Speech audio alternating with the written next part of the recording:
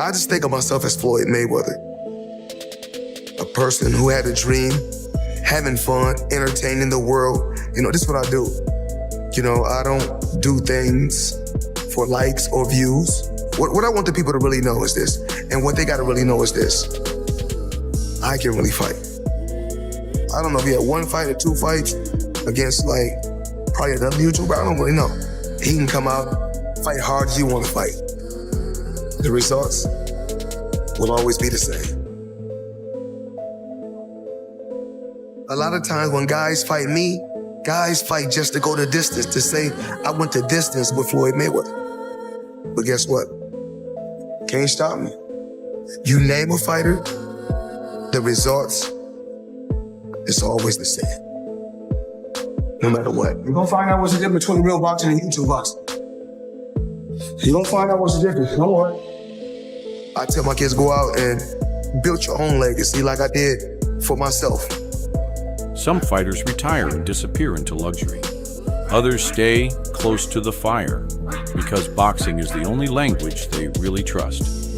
And right now, Floyd Mayweather Jr. looks like a man protecting a legacy instead of just reminiscing about it. Watching Floyd step into the gym to train the son of his late uncle Roger Mayweather feels bigger than a normal coaching story, because this is the Mayweather bloodline circling back to its roots. This is history teaching history.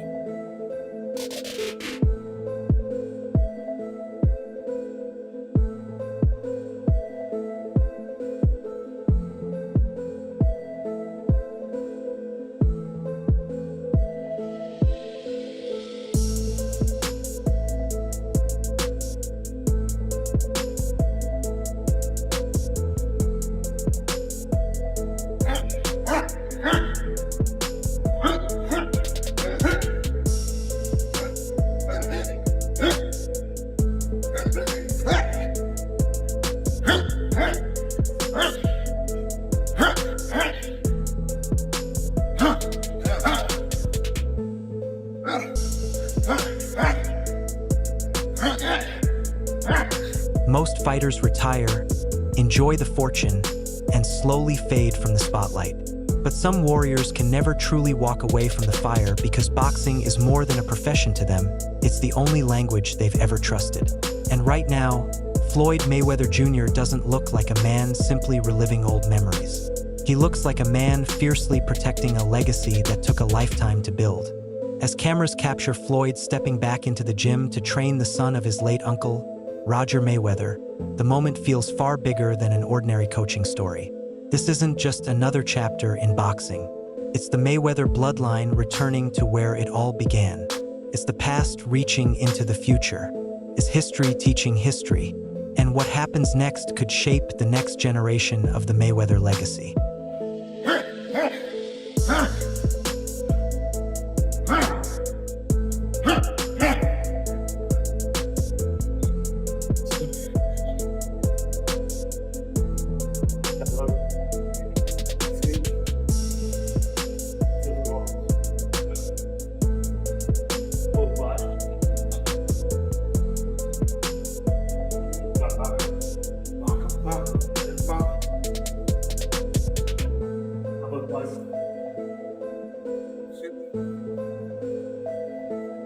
And if you know anything about Roger Mayweather, then you already understand that this story goes far beyond mitt work and simple combinations.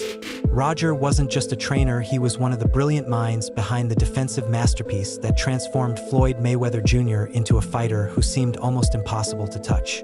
The legendary shoulder roll, flawless distance control, razor-sharp timing, and the ability to make world-class opponents miss until frustration turned into pure exhaustion, none of it happened by accident. It was the result of decades of knowledge, discipline, and experience passed down through generations. Every lesson was forged inside the walls of the Mayweather Boxing Club, where boxing wasn't just taught, it was lived. And now, as that same wisdom begins flowing into the next generation, one question hangs in the air. Can the family's greatest secrets create another Mayweather-caliber talent?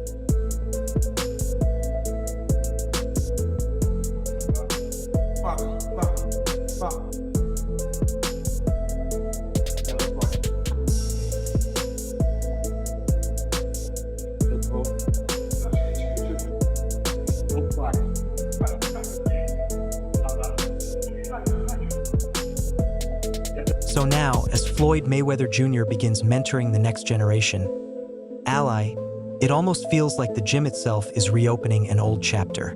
But here's the part that makes this interesting. Insiders are already saying that the young Mayweather is showing flashes of the family's trademark traits: fast hands, sharp footwork, and natural instincts that can't be taught. And let's be honest, that's a scary thought when your personal coach is Floyd Mayweather Jr., a man who spent years making world champions look like they forgot their homework. The real question is whether those flashes are just early promise or the first signs of something much bigger. Well, at this particular time, I truly believe that, I know everybody is going to want to ask questions, about the Pacquiao fight. Like I said, the sport of boxing has truly changed. We have a lot of new companies, a lot of new faces, and Netflix. I truly believe that we'll get this done. I think we're almost at the finish line to finish the Pacquiao fight. But a lot of things has changed in the sport of boxing, and eventually, I think within the next 48 hours, either the Pacquiao fight should be done. Picture being taught the secrets of defense by a fighter who made getting hit seem nearly impossible. It's the boxing equivalent of studying strategy under a chess genius who always stayed 10 moves ahead.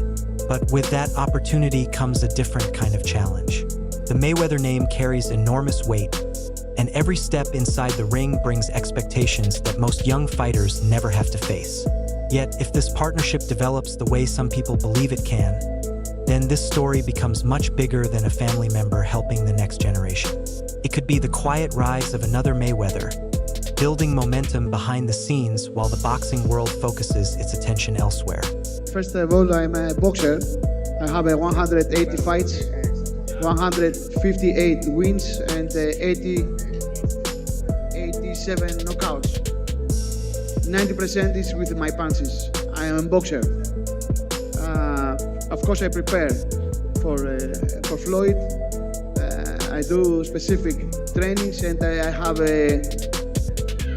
too many surprises for him, tailor-made surprises. Just as Floyd Mayweather Jr. seemed focused on protecting the family legacy and passing his knowledge down to the next generation of Mayweather talent, he suddenly shifted the conversation in a completely different direction. Now he's back in front of the microphones, speaking as if a return to the spotlight might not be as far-fetched as many people thought. And somehow, even after all these years, Floyd still has a way of making boxing feel less like a fight and more like an exclusive high-stakes business deal. Because pay attention to how he's talking. He's not loudly calling for a rematch with Manny Pacquiao or trying to create headlines through emotion. Instead, he's speaking with the calm confidence of an executive, putting the final touches on a massive agreement. We're almost at the finish line. Simple words, but in classic Floyd fashion, they sound like a warning that something big could be right around the corner.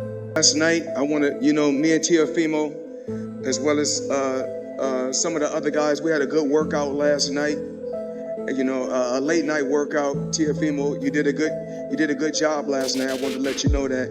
So last night we had a late night workout. Could have been like 2 or 3 in the morning, but we got it done, and I want to say, keep up the good work. I'm proud of you. And when Floyd starts talking about how boxing has evolved with Netflix, new promotional companies, and fresh streams of money flowing into the sport, you quickly realize he's looking at the game from a completely different angle. Most fighters focus on opponents standing across the ring. Floyd studies the entire landscape. He sees opportunities, business, and the bigger picture all at once. That's why, even years after his prime, he still carries himself like a figure whose presence can shift the direction of the sport. Then, seemingly out of nowhere, Michael Zambidis begins discussing his 180-fight career and hinting that he has a few surprises prepared. And honestly, that's the kind of statement that immediately grabs attention. Nobody casually talks about surprising Floyd Mayweather unless they either have absolute faith in their abilities or they're willing to test themselves against one of boxing's greatest minds. Still, credit has to be given where it's due. Zambidis clearly believes in himself, and that level of confidence is essential when you're dealing with a man who spent his entire career making aggressive fighters pay for every mistake they made. Floyd was trying to get around the verbiage of a real fight and flat out scam Manny Pacquiao and Netflix into having an exhibition when that's not what they signed a contract for. This might be why, because, I had speculated Floyd didn't want to lose his O. He didn't want to be in a real fight because that jeopardizes his legacy, even though he says he doesn't care about legacy. But also, he needs money very, very badly, so he was going to try to do a workaround where he considers this an exhibition and maybe try to get it by Netflix in that same way. And they went, nah, dude, you signed for a real fight. Either honor your contract or we're going to court. Then Floyd smoothly shifts gears and starts talking about business, promoting his own brand while emphasizing the importance of ownership and investing in yourself. In many ways, that's always been the foundation of his mindset. Whether inside the ring or outside of it, Floyd has consistently treated success like a business venture. Even the way he talks about everyday things carries that same sense of confidence and luxury. And somehow, before the conversation wraps up, he's praising Teofimo Lopez for grinding through a 3 a.m. workout, as if those late-night gym sessions are completely normal. That's part of what makes Floyd so entertaining. One moment he's discussing major deals and future opportunities, and the next he's handing out compliments for midnight training habits like a veteran instructor grading his favorite students. But beneath the humor, the business talk, and the effortless charisma lies the real story. If this Manny Pacquiao rematch finally becomes official, boxing could soon find itself revisiting one of the biggest unanswered questions the sport has ever left behind. No Zambidis. Honestly, that's probably saving the boxing world more than it's hurting it. But we may have gotten Floyd Mayweather locked into a Manny Pacquiao fight against his will, and I have to see it. That I have to see. I need to see the back and forth. I need to see the rivalry renewed, not because it's going to be a fantastic fight. I don't even know what it'll look like. It won't look like they did 10 years ago, and that was 10 years before they were supposed to fight the first time. But it will be interesting, and the rivalry will bring out the best and worst of both. I need it, and so does Floyd. And just when it seemed like Floyd Mayweather Jr. was focused on mentoring the next generation and casually hinting at a possible Manny Pacquiao rematch, the entire conversation suddenly takes an unexpected turn. Now the discussion is filled with questions about contracts, canceled plans, Netflix money, and claims of financial uncertainty. Honestly, it's the kind of post-retirement Floyd storyline that nobody could have predicted. Wade Plemons is looking at the situation with obvious skepticism, almost like someone trying to piece together a puzzle that refuses to fit. One moment Floyd is talking about a potential exhibition with Mike Tyson in Congo. Then there's talk surrounding a bout with Michael Zambidis. Then, without warning, everything seems to go silent, and suddenly the Pacquiao contract is being discussed as the key issue behind the scenes. Whether people agree with Wade's view or not, the situation has certainly raised eyebrows. Floyd has always operated differently from everyone else, moving through boxing on his own terms and making decisions that rarely follow the path most people expect. Man, listen, I've worked with a lot of fighters. I work with world champions. There's nothing like Floyd Mayweather. Aside from that being my cousin, like no bias involved, that really is the greatest fighter of all time. And holding the mitts, you can feel it technically. He has a stigma that he can't punch. I can confirm he can punch, and he can punch really hard. But even at this age, he's still fast. He's still slick. And when Lee starts talking about a potential Manny Pacquiao rematch being even more one-sided than the first fight, the conversation suddenly enters a completely different territory. Predicting a Floyd Mayweather Jr. victory is one thing. Predicting that he could actually stop Pacquiao is the kind of statement that people either call visionary years later or replay endlessly if it doesn't happen. But it's easy to understand where that confidence comes from. The people closest to Floyd have always viewed his career through a different lens. While other champions spent years surviving brutal wars inside the ring, Floyd built his legacy by avoiding unnecessary damage and extending his career on his own terms. That's why those around him often speak as if time affects him differently than everyone else. What really stood out was when Lee suggested that Floyd could still compete with younger fighters today because of what he knows. Not because he's stronger, not because he's faster, because he's smarter. That's probably the most Mayweather compliment imaginable. To them, boxing isn't just a physical contest, it's a mental battle. And Floyd has spent decades operating several moves ahead of everyone else. But if this rematch actually becomes reality, then all the confidence, all the legacy discussions, and all the history between these two legends suddenly transform into something much heavier. Because once the bell rings, reputation means nothing, and pressure has a way of revealing things that even the greatest fighters can't always control. I see a repeat of last time and him getting a win. I know, I already know, but I want to hear how you go. I want to hear you just say it. As far as the corner, you know, that's up to him. But I'm willing to work. You know, me and Otis are always willing to work. As far as the result, come on. Now it's gonna be worse than last time. Like you heard him say, you know, he hasn't taken any abuse, so he's still like he's 25. You know, he's still physically prime, and if he wants to, I think he can stop Pacquiao. If we're being honest, I think he can stop Pacquiao. So where does that leave the Floyd Mayweather Jr. story? Right now, it feels like a strange mix of legacy, speculation, and unfinished business. One moment he's inside the gym, passing down decades of knowledge and helping shape the future of the Mayweather name.